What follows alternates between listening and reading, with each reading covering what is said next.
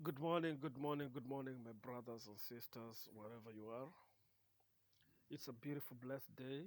Uh, Wednesday, the 8th of April. The time now is 8:30 a.m. Eastern Pacific time.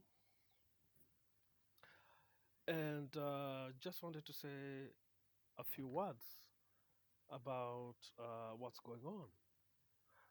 As a member of the human society, we are entitled to our own views, and there are a lot of views floating around there about what's going on right now. And it has got a lot of people confused, and there are a lot of people that don't have any view at all because they don't know what to make out of what is happening.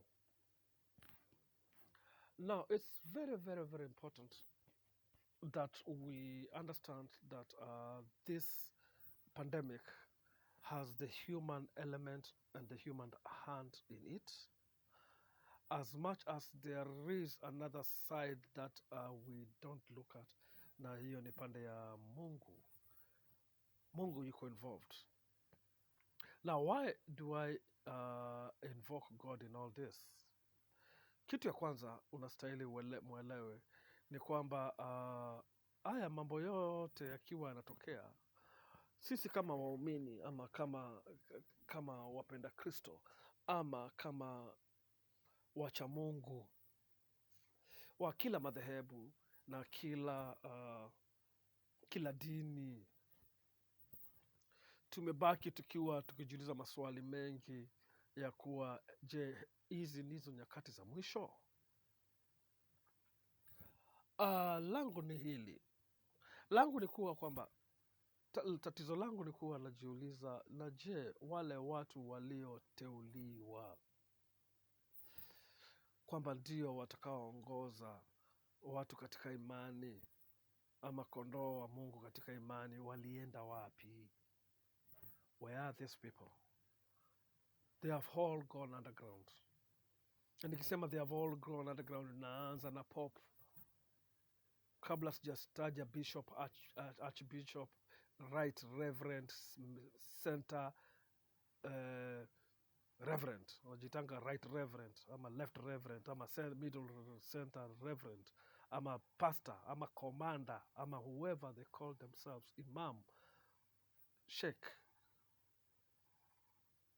na ule wa Wahindi sijui anaitwa nani. Where are they to offer guidance to the souls that seek divinity? Hao watu wote wamekimbia, kwa sababu hakuna mtu mmoja hapa alikuwa anakuambia neno la Mungu. Wote walikuwa wanakuambia maneno yao wajishibishe wao wenyewe na wakashibisha wake zao. They have all run away. So where are the Elijahs? Where are the Nehemiahs? Where are the Joshuas? Hakuna. Lakini pia discussion yangu ya leo haihusu hawa watu pia, maanake wao wameingia underground, hiyo tunajua. Discussion yangu ni kukuambia kwamba nyakati za mwisho zimefika. Nyakati za mwisho zilifika kitambo, na nyakati za mwisho zilitabiriwa kwamba zitakuwa ziko hivi na vile na vile.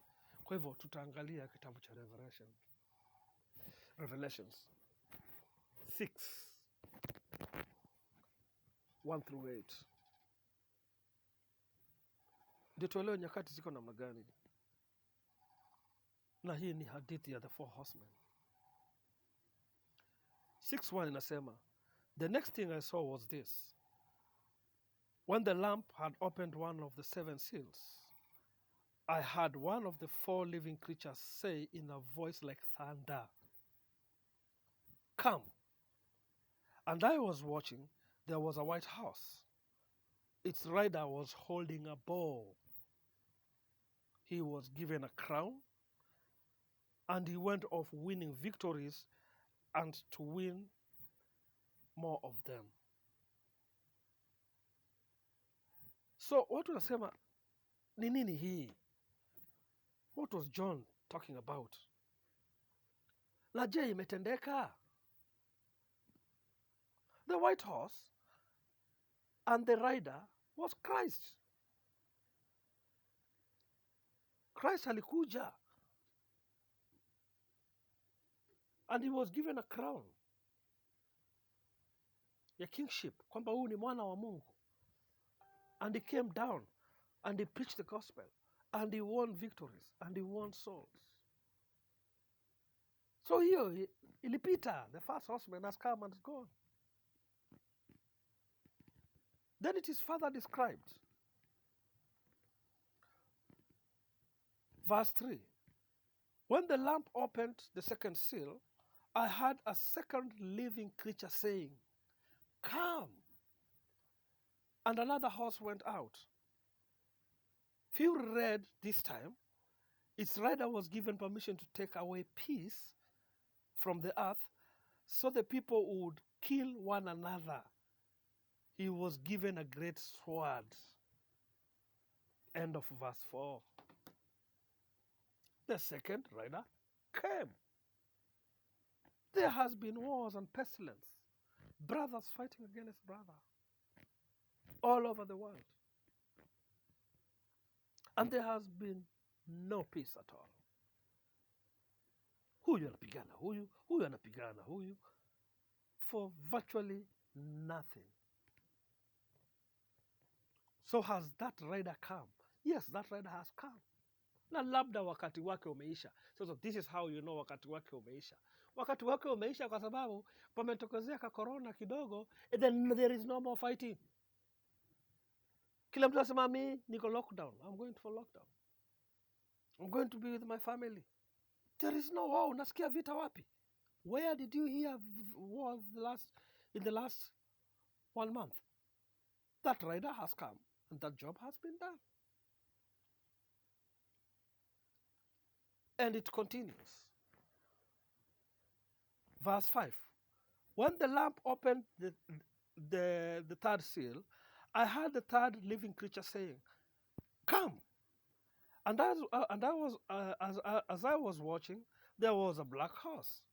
Its rider held a pair of scales in his hand. I heard something. Tusimamia hapo.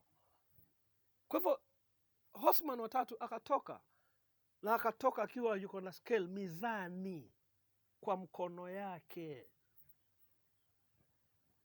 ya kupima nini. I heard something like a voice coming up from the midst of the 4 living creatures. Kwa hivyo akasikia sauti ingine ambapo sio ya yule third horseman, ikiwa inatoka kwa wale 4 living creatures. And the voice said, this is what the voice said. That's the funniest thing. I heard something like a voice coming from the midst of the 4 living creatures. It said, "A quart of wheat for dinar," said the voice, "and 3 quarts of barley for dinar. Don't ruin the oil and the wine." Kwa hivyo akapewa hiyo sauti, ikawa inamwambia ukifika huko kule unaenda, chakula kwa quart moja ya wheat iwe ni dinar, na quart moja 3 quarters of barley iwe ni dinar. Maanisha kwamba usiguse bei za vyakula. Usiguse bei za vyakula. And inaendelea, haijaisha, inasema, "But don't ruin the oil and the wine." Kwa hivyo bei za chakula hazitaongezeka, lakini bei ya oil na wine hiyo haina control, watapandisha vile wanavyopandisha. Kwa nini? Jiulize, kwa nini kwanza amepewa hiyo agizo, imetolewa kabla hata 4th horseman hajatoka. Malaka hapa tunaona 4th horseman hajatoka. Tumefanya kusikia sauti baada ya 3rd horseman. 4th horseman hajatoka kwa sababu moja rahisi. Kwa sababu anapotoka ndio kazi inafanyika. Kwa hivyo vyakula vitakuwa bado bei ni zile zile, ziko chini, haitapita dinar moja. Wheat na barley haitapita dinar moja. lakini oil na wine zitapanda vile wanavyopanda, maanake matajiri lazima wapande. Tamaa ni tamaa inataka kuzuiwa ya watu. Ndiyo mambo yakiwa yanatendeka katika wakati wa fourth horseman, hizo vitu zisiwe ziko na bei kubwa. So let's get down to what the fourth horseman does.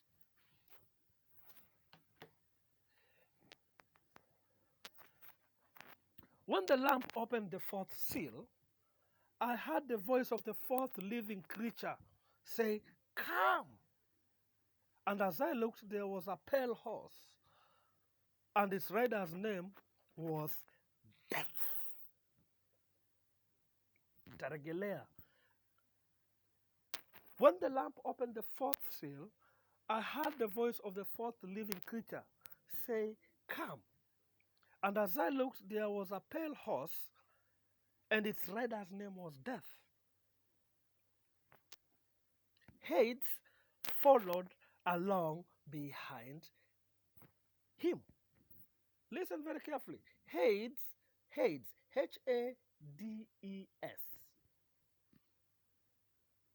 followed behind him. Tuendelee. They were given the authority. So they were, who were? There was just one horseman. But they were given the authority. Who are we talking about? We're talking about these heads, these veins that followed him.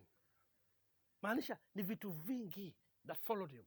These veins that followed him, they were given the authority over 1/4 of the earth. Okay, simamia hapo. 1/4 of the earth. We are almost 7.5. We are approaching 8 billion.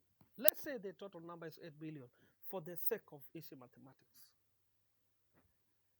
These heads have been given, again, the heads is Hades, have been given authority over 1/4 of the earth. That means, in simple mathematics, they have been given the authority over 2 billion people. Ndio tuachane na mchezo.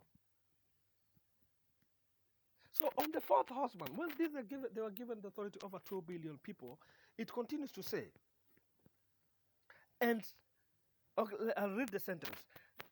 They were given the authority over 1/4 of the earth to kill with the sword and with famine and with death by, this is the most important part, by the means of earth's wild animals. All right.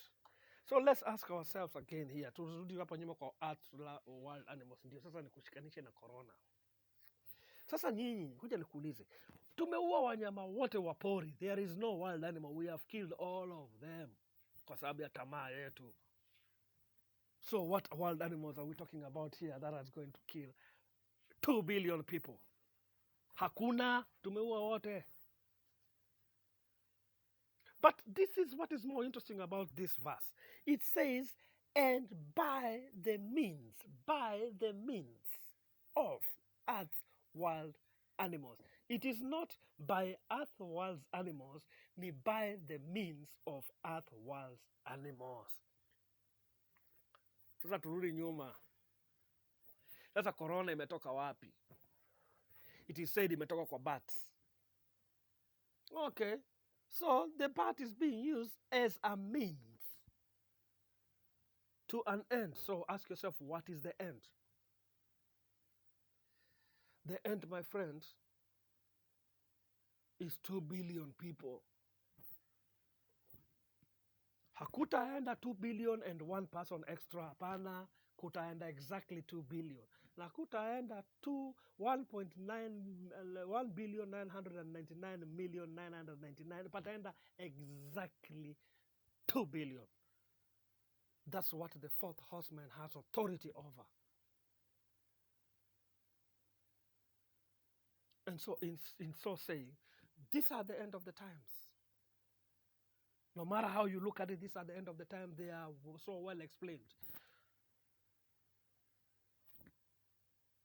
Horseman number one, Christ came. Horseman number two, wars came.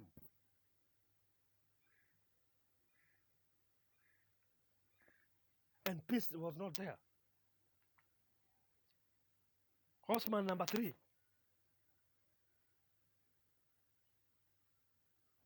one quarter of the world's foods.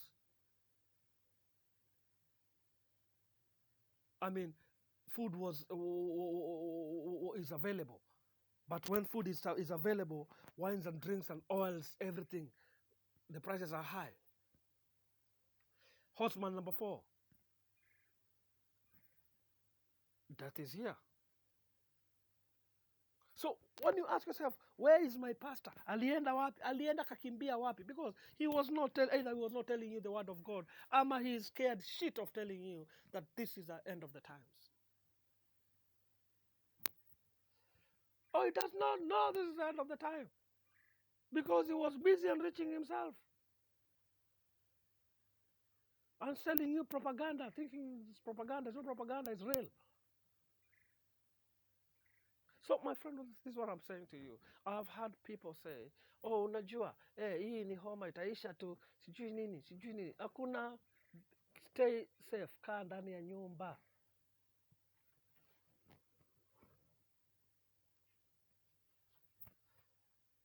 Kaa ndani ya nyumba. Hii kitu iko na ability kuchukua 2 billion. Itaenda na 2 billion. Mchezo hivi hivi. Stay within your house, be safe, wash your hands.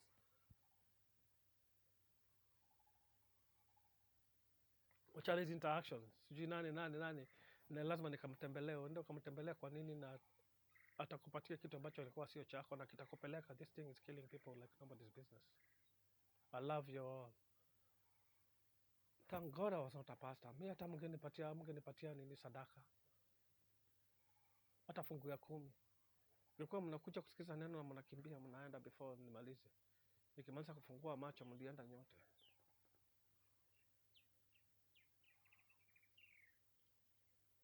Because sometimes this truth will set us free. So you need to ask yourself this question. Jiulizeni. Ni kwa nini serikali zote zimeturegesha manyumbani? Zimeturegesha manyumbani so that we can go and harmonize our spirits and our souls and turn back to the Lord. Tumregelee, manake hizi nyakati zimezungumziwa. These things have been talked about. We humble ourselves and we go back to the Lord and worship him na roho yetu yote, because the end of the times are already here. Na so nitakuachia uendelee kuanzia Revelation 6 verse 8, uendelee kuanzia hapo wewe mwenyewe ukae ufikirie, because all these things shall come and pass as true. So that this is the point that I need you to understand. Hii si kama ile ya Jonah na the whale ati akawekwa ndani ya tumbo ya nyangumi and then when he went to Nineveh watu wakasamehewa and that is it. Hapana, hii hakuna mahali imezungumzwa kuanzia verse 1 to verse 8 kwamba the Lord receded and recalled the horses. Hakuna mahali nimesoma pameandikwa hivyo. It actually continues further and further, telling you about the times and what's going to happen. So, are 2 billion people going to go? The answer is yes. 2 billion people are going to go in our lifetime. Wataenda.